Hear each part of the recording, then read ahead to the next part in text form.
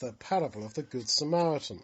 Now, the Jews were always trying to catch Jesus out, ask him difficult questions they thought he couldn't answer, and he answered them.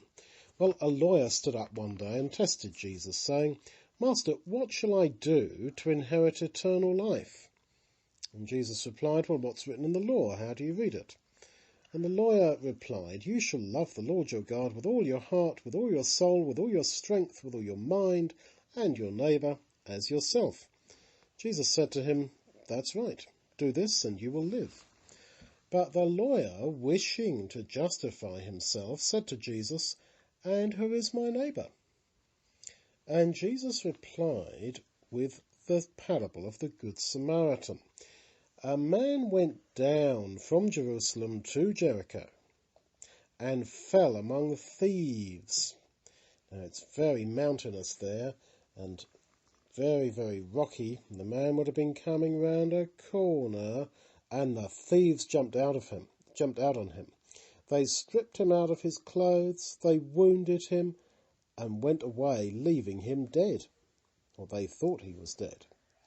And it happened that a priest came that way, and when he saw him, he passed by on the other side of the road. Now, a priest was someone who was working in the temple, and he should have been trying to help injured people. But he thought, well, if I stop, maybe these robbers are still around here, they might jump out on me, and what am I going to do? Am I going to put this man on my donkey and then I've got to walk? And then a Levite came down. That's again another one of the religious Jews. And when he was at the place, he looked at the man, but went by on the other side, probably thinking just the same thing as the priest had thought. But a Samaritan, as he journeyed, came where the man was, and when he saw him, he had compassion on him. Now, the Jews despised the Samaritans. You might remember that Jesus met a Samaritan woman at the well. Well, why did they despise the Samaritans? Because the Samaritans weren't true Jews. They were mixed between the Jews and the Babylonians and the Assyrians and the surrounding tribes of the land. That doesn't mean they don't have to not like them.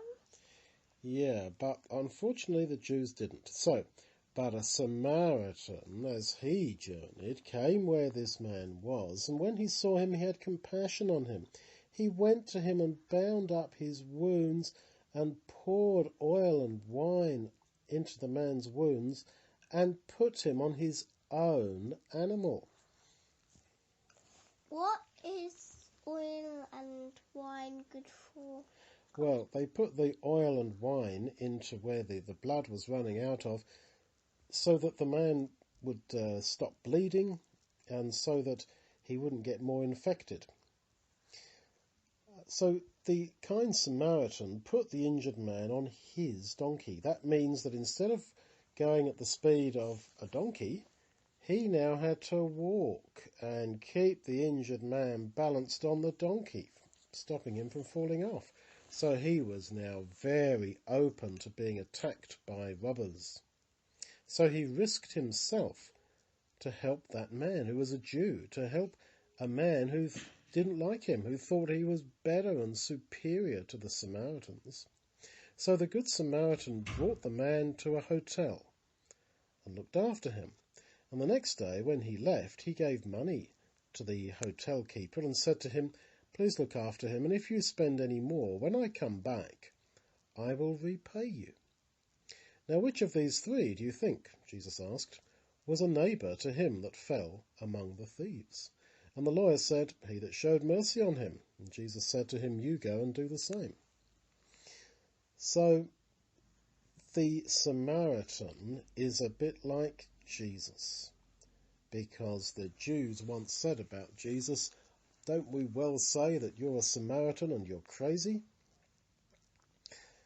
And so Jesus, as it were, has saved us when the law, the priest and the religious people can't. They can look at us, but they pass by on the other side of the road.